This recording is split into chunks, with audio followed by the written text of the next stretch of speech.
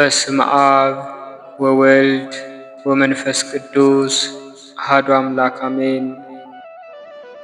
እንኳን ለአባታችን ለቅዱስ ኢያቄምና ለእናታችን ለቅድስት ሐና ወርሃዊ መታሰቢያ በዓል እንደዚሁም በዚህች ዕለት ታስበው ለሚውሉ ቅዱሳን ዓመታዊና ወርሃዊ በዓላቸው በሰላምና በጤና አደረሳችሁ አደረሰን። ክቡራን የቴዎቶኮስ ሚዲያ ቤተሰቦች ይህንን ጸሎት ስትጀምሩ አስቀድማችሁ ቪዲዮውን ላይክ በማድረግና ኮሜንት ላይም በመግባት 3 ጊዜ አሜን እያላችሁ በመጻፍ እንደዚሁም ለቻናሉ አዲስ ከሆናችሁ ሰብስክራይብ በማድረግ ቤተሰብ እንድትሆኑና አገልግሎታችንንም እንድትደግፉ እያልን በልዑል እግዚአብሔር ስም እናሳስባለን። ከዚህ በመቀጠል በወርሃ ሐምሌ የሚጸለይ የቅዱሳን የኢያቄምንና የሐናን ድርሳን እንደሚከተለው እናሰማለን።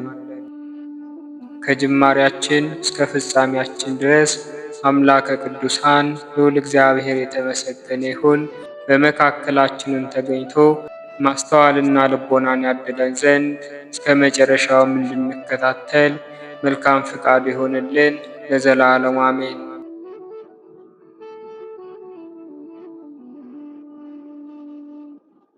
አንድ አምላክ በሆኑ በአብ በወልድና በመንፈስ ቅዱስ ስም በዕለተ ቅዳሜ የሚነበብ አምላክን የወለደች የእመቤታችን ማርያም እናቷ የምትሆን የቅድስት ሐና ገድልና ድርሳን ይህ ነው።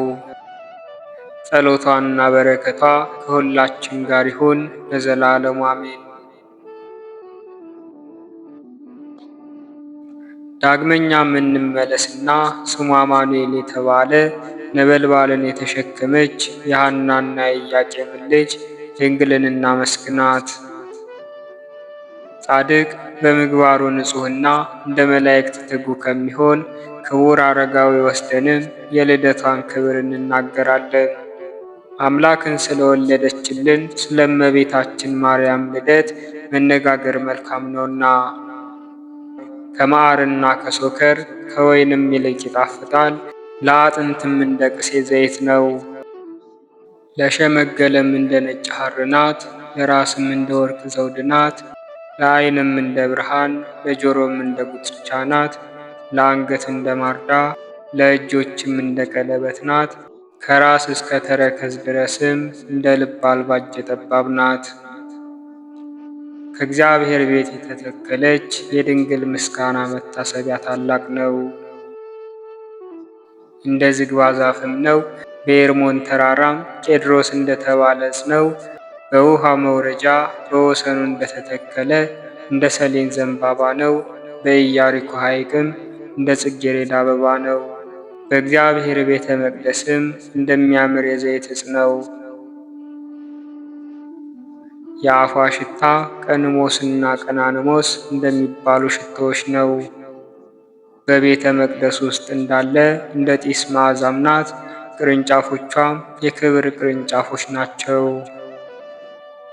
ባለሟልነትም ፈጽሞ የሞላባት ናት።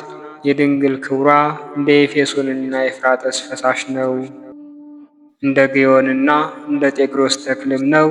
እንደ ጨረቃ ብርሃን ሙሉ እንደ ሚያዝያ ፀሐይም ብሩህ ነው። በመቅረዝ ላይ እንዳለች መብራትም ነው።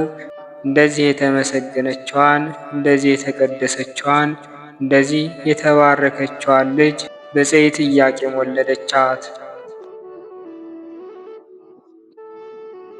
እኔም ለበጎ ነገር አማካሪ በሐዘኔ ጊዜም አጽናኝ እንደምትሆነኝ አውቄ አገልጋዩ ሆን ዘንድ መረጥኩ። በእርሷ ምክንያትም በብዙዎች ዘንድ ምስጋናን በሊቃውንቱ ዘንድ ክብርን አገኛለሁ። በኃያላን ፊትም ዝም በማለት ይደነቃለሁ። እስከምናገርም ድረስ ይጠብቁኛል፣ ይቀርቡኛል። በማኅበረሰቡ መካከልም ደግ ሆኜ እታያለሁ። በቤቷም ደስታና ሐሴት ነው እንጂ ሐዘንና ለቅሶ የለምና። የድንግል ፍቅሯም አይሞትም፣ ፈጽማ ሰውን መውደዷም ያማረና የሚያስደስት ነው። በእጅም የማያልቅ ብዕል ሀብት አለ። በአነጋገሯ ውስጥም የጥበብና የክብር እውቀት አለ። በክብሯም ሰላምና ፍቅር አለ። ስለዚህ ከነገሥታት ወገን ከሚሆን ከኢያቄም ወገን ከካህናት ወገን ከምትሆን ከሐና ማኅፀን የእመቤታችን ማርያምን መወለድ እናገራለሁ።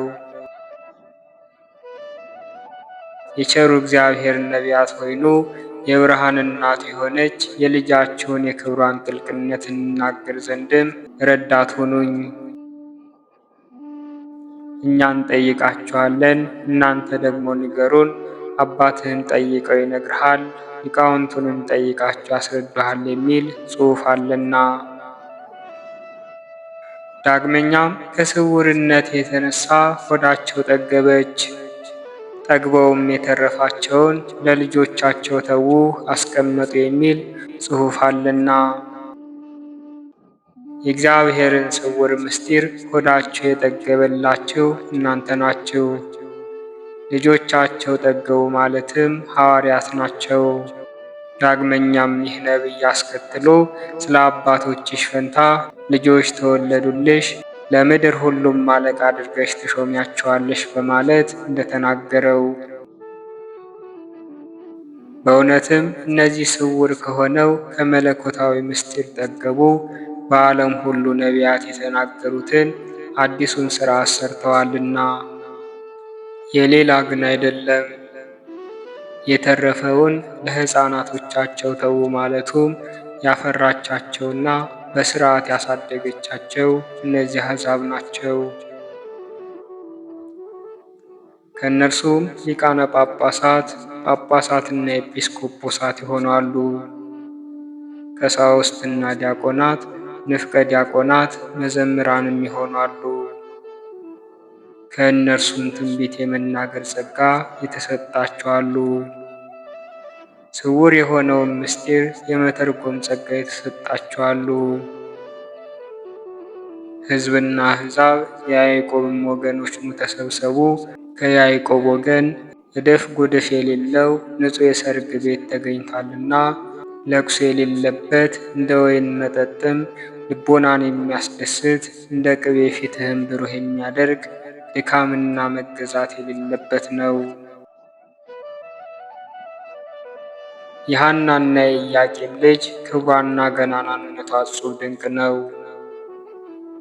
ንጉሥ ክርስቶስን በወለደች ጊዜም ተራሮች የሕይወት ኅብስት ሆኑ፣ ኮረብታዎችም የበረከት ፍሬን አፈሩ፣ የባሕሩ ውሃም ወተትና ማር ሆነች።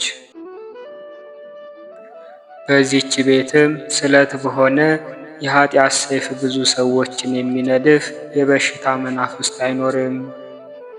በሰርግ ቤትም ተሰብስበን እንመሰክር ዘንድ ይገባናል። ይህችም የእመቤታችን የድንግል ማርያም አባት የኢያቄም ቤት ናት። መድኃኒታችን ኢየሱስ ክርስቶስን የወለደችው የልደቷ ዜናም ይህ ነው። እግዚአብሔር በመጀመሪያ በላይ ያለ ሰማይንና በውስጥ ያለውን ሁሉ ፈጠረ። ጠፈርንም ፈጠረ። ከዚህ በኋላ የሕይወት ገነትን ፈጠረ። ዳግመኛም ፀሐይንና ጨረቃን፣ ከዋክብትን፣ ባህርንና ቀላያትን፣ አሳዎችን፣ አንበሶችን፣ የሚበሩ የሰማይ ወፎችን፣ ታላላቅ እንስሳትን፣ ጥቃቅን የሆኑ እንስሳትን፣ ደመናዎችን፣ ዝናማትን፣ ልምላሜን ፈጠረ።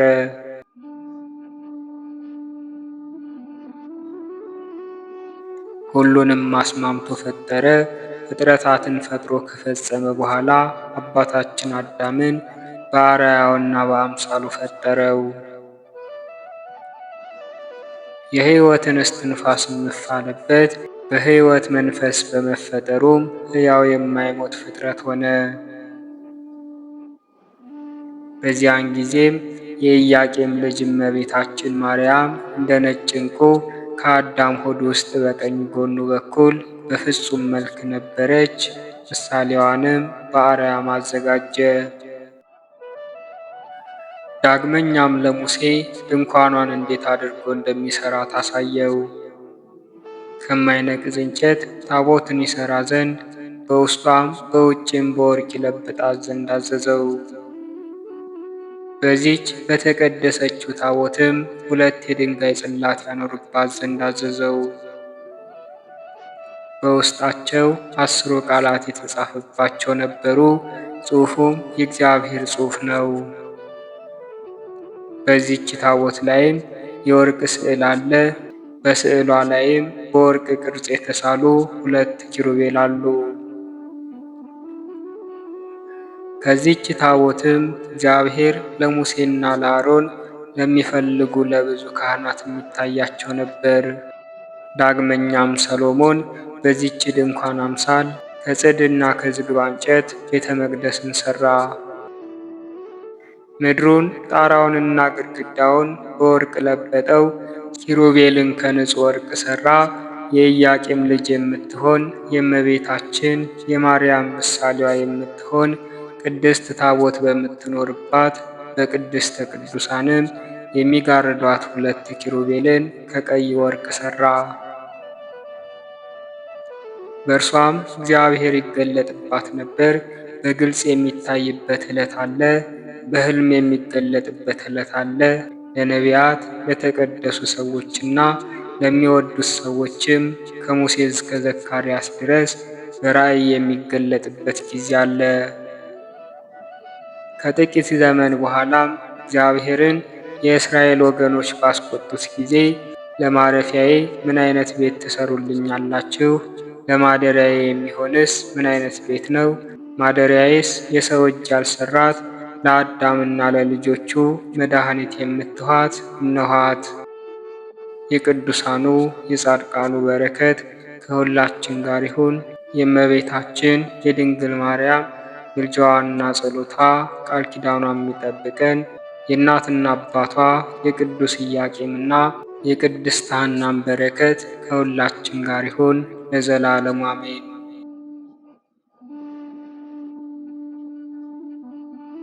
በወርሃ ሐምሌ በ11ኛው ቀን የሚነበብ የስንክሳር መጽሐፍ።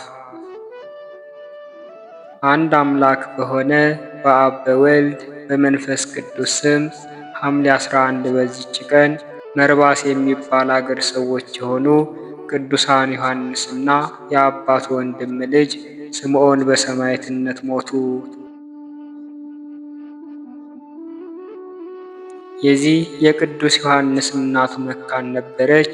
አባቱም ልጅን ይሰጠው ዘንድ ክብር ይግባውና እግዚአብሔርን ይለምነው ነበር። ከዚህም በኋላ ልጁን በሕይወቱ ዘመን ሁሉ ለእግዚአብሔር አገልጋይ ሊያደርገው ተሳለ።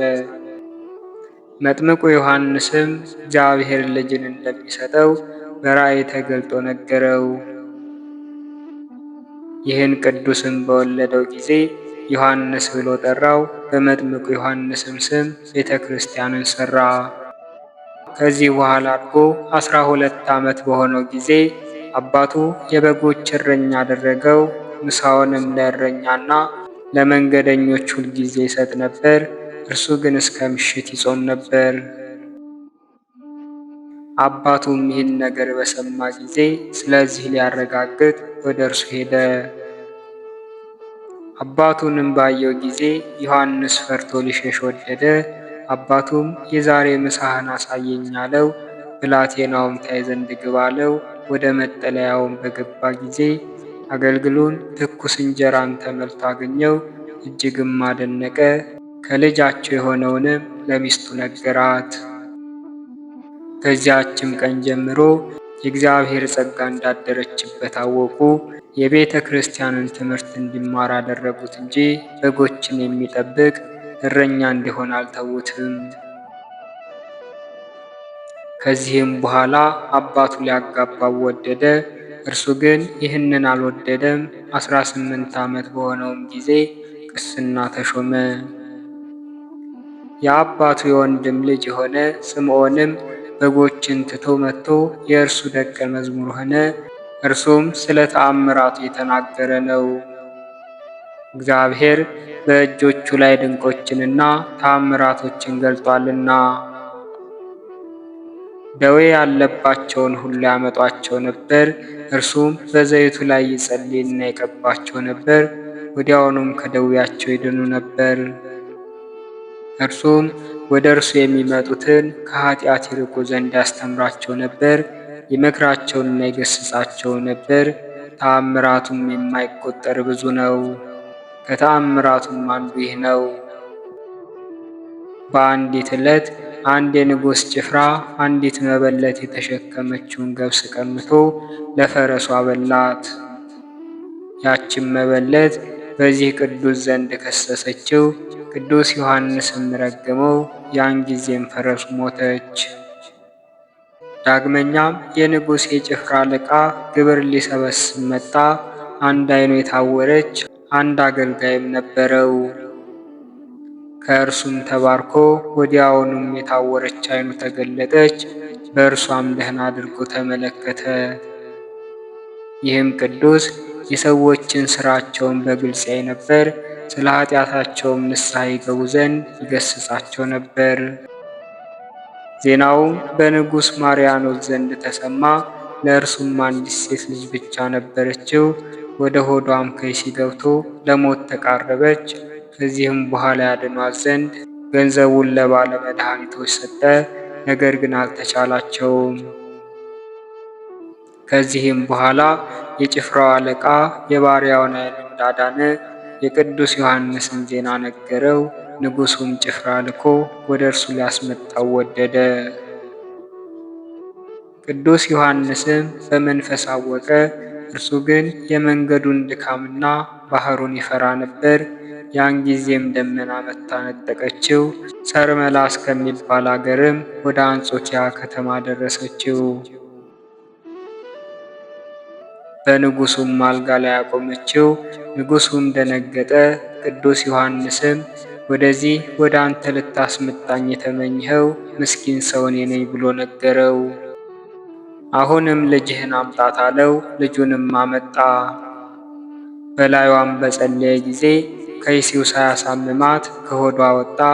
ንጉሡም ከቤተ መንግሥቱ ሰዎች ሁሉ ጋር ከእርሱ ተባረከ። እጅግም አደነቁ። ለሚፈሩት ይህንን ጸጋ የሚሰጥ የተመሰገነ እግዚአብሔርንም አመሰገኑት። እጅ መንሻንም ብዙ ገንዘብ አቀረበለት። እርሱ ግን ምንም አልወሰደም። ንጉሡም በእርሱ ዘንድ ሊያኖረው ወደደ። ቅዱሱ ግን አልወደደም። ንጉሡም እንዳይሄድበት ቀሚሱን ያዘ። ያን ጊዜም ንጉሡ ቀሚሱን እንደያዘ ደመና ነጥቆ ወሰደው። ቀሚሱም ተቆርጦ በንጉሡ እጅ ላይ ቀረ። ቅዱስ ዮሐንስም በዚያች ሰዓት ወደ ሀገሩ ደረሰ። ንጉሡም ቤተ ክርስቲያን ሰርቶ የቀሚሱን ቁራጭ በውስጡ አኖረ። ቤተ ክርስቲያኒቱም እስከ ዛሬ ድረስ የፊቃር ቤተ ክርስቲያን ተባለች። የቁርባን ቅዳሴ በሚቀደስ ጊዜም ሥጋውንና ደሙን መቀበል የሚገባቸውንና የማይገባቸውን ጻድቃንና ኃጥአንን ያያቸዋል። ከሃዲው ዲዮቅልጥያኖስ የጣዖት አምልኮ ባቆመ ጊዜ ለአባቱ ወንድም ልጅ ለስምዖንም ይህንን አስረድቶት ወደ እስክንድርያ ከተማ ሄዱ። በመኮንኑ ፊት ቆመው ክብር ይግባውና በጌታችን በኢየሱስ ክርስቶስ ታመኑ። ጽኑ የሆነ ሥቃይንም አሰቃያቸው። ከዚህም በኋላ ራሶቻቸውን በሰይፍ አስቆረጣቸው። የሰማዕትነት አክሊልንም ተቀበሉ። ከሥጋቸውም ድንቆችና ተአምራት ተገለጡ። ለበሽተኞችም ታላቅ ፈውስ ተገኘ። ለእግዚአብሔር ምስጋና ይሁን። እኛንም በቅዱሳን ሰማዕታት ጸሎት ይማረን፣ በረከታቸውም ትድረሰን ለዘላለሙ አሜን። በዚህች ቀን በአስቄጥስ ገዳም የነበረ ቅዱስ አባት ኢሳይያስ መታሰቢያው ነው። በረከቱ ከእኛ ጋር ትኑር ለዘላለሙ አሜን። ዳግመኛም በዚህች ቀን ለአባቶች ሊቃነ ጳጳሳት 78ኛ የሆነ የእስክንድርያ ሊቀ ጳጳሳት አባ ገብርኤል አረፈ። የዚህ ቅዱስ ወላጆች በእግዚአብሔር ሕግ የጸኑ ደጋጎች ፈቃዱንና ትእዛዙንም የሚፈጽሙ ነበሩ። ይህንንም ቅዱስ በወለዱት ጊዜ በፈሪሃ እግዚአብሔር አሳደጉት። በአንዲት ዕለትም ቅዱሳን መነኮሳት ወደ እርሱ መጡ። ከውስጣቸውም መልካም ገድል ያለው አንድ አረጋዊ ነበር። እርሱም ብዙዎች ኤጲስቆጶሳት ሕፃኑን ከበው እጃቸውን እንደሚጭኑበት እንደሚባርኩትና ይሁን ይሁን ይገባዋል እንደሚሉ ራእይን ተመለከተ።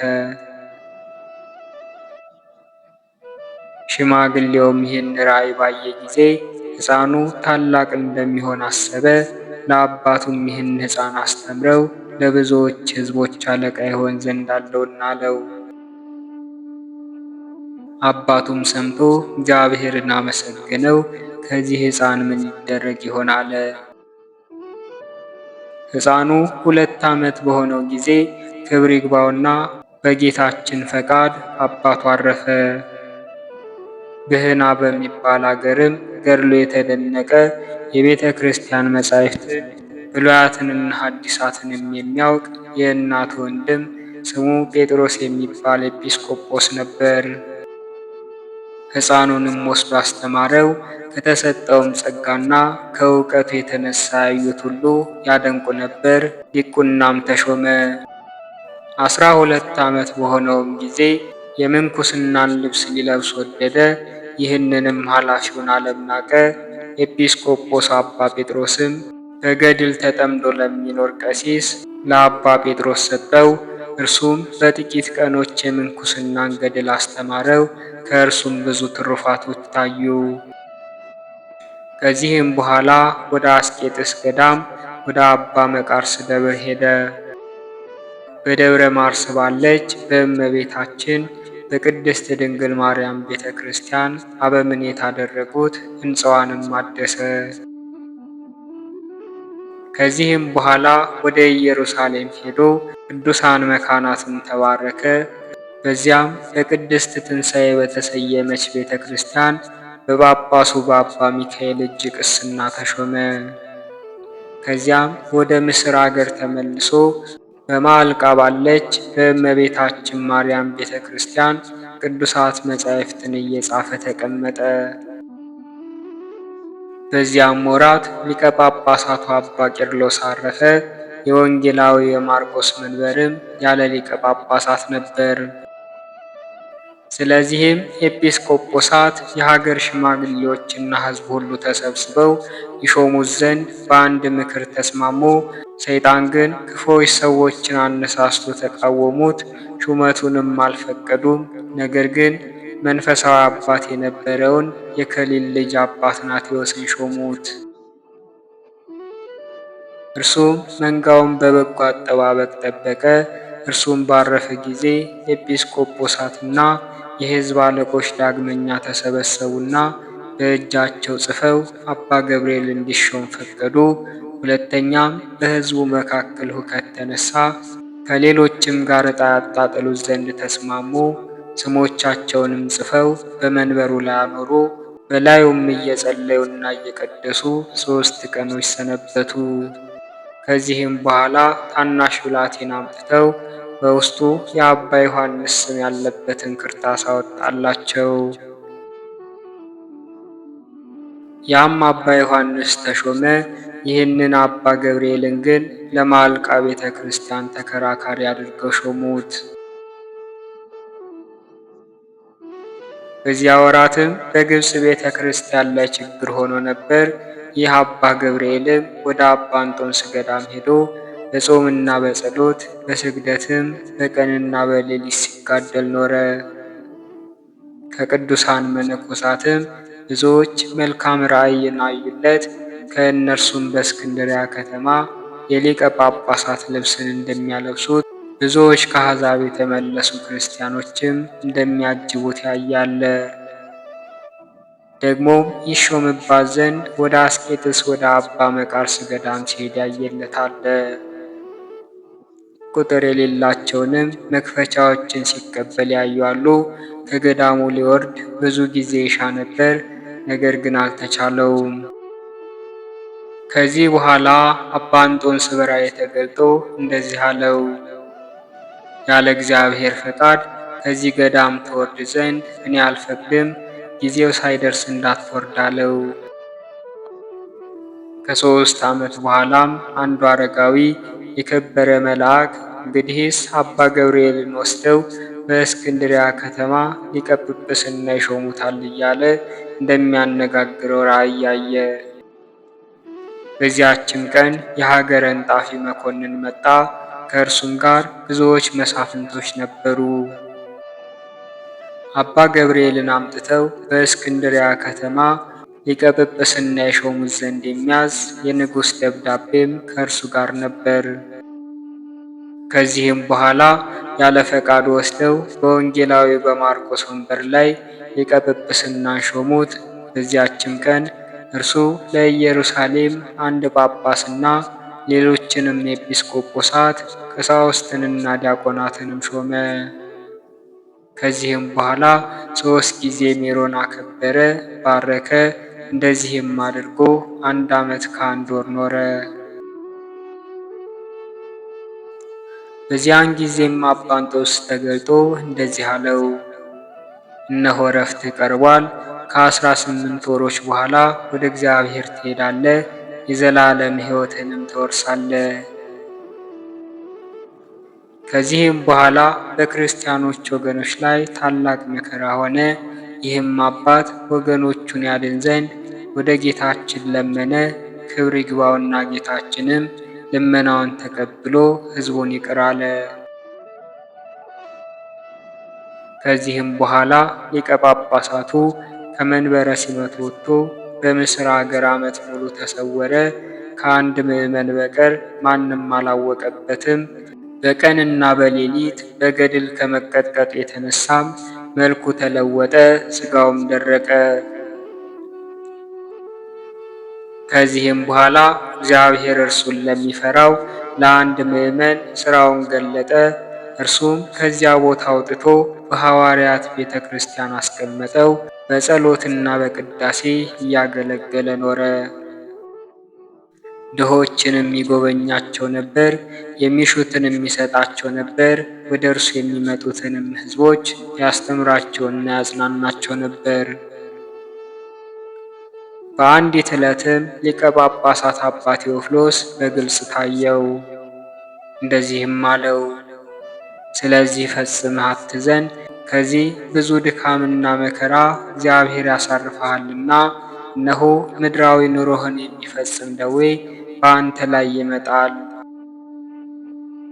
ነገር ግን ደስ ይበልህ፣ ታላቅ የሆነ የእግዚአብሔርን ጸጋ ተቀብለሃልና የማያልቅ ተድላ ደስታንም ትወርሳለህና አለው። በዚያን ጊዜም በሚያስጨንቅ ደዌ ታሞ እየተጨነቀ ኖረ። ስለ ነፍሱም መውጣትና በእግዚአብሔር ፊት ስለመቆሙ ይፈራና ይደነግጥ ነበር። የእመቤታችን ማርያም ስዕልም በዚያ ነበር። ወደ እርሷ ዘውትሮ ይማልድ ነበር። በዚያም ጊዜ ክብር ይግባውና ራሱ እግዚአብሔር በብሩህ ገጽ ተገለጠለት። መንግሥተ ሰማያትን አግኝተሃልና ደስ ይበልህ እንጂ አትፍራ፣ እስከ 3 ቀንም ከዚህ ከኃላፊው ዓለም ትወጣለህ በማለት አረጋጋው። ይህንንም ብሎ ከእርሱ ተሰወረ። በሦስተኛው ቀን በሰላም አረፈ። በቅዱስ ማርቆስ ቤተ ክርስቲያንም በታላቅ ክብር ተቀበረ። ለእግዚአብሔር ምስጋና ይሁን። እኛንም በጸሎቱ ይማረን፣ በረከቱን ከእኛ ጋር ትኑር ለዘላለሙ አሜን። አነሳስቶ ላስጀመረን አስጀምሮ ላስፈጸመን ለልዑል አምላካችን ለቅዱስ እግዚአብሔር ምስጋና ይሁን። የቅዱሳኑን በረከት ረድኤታቸው አይለየን እስከ ዘላለሙ ድረስ አሜን። ወስብሐት ለእግዚአብሔር ወለወላዲቱ ድንግል ወለመስቀሉ ክቡር። ይቆየን።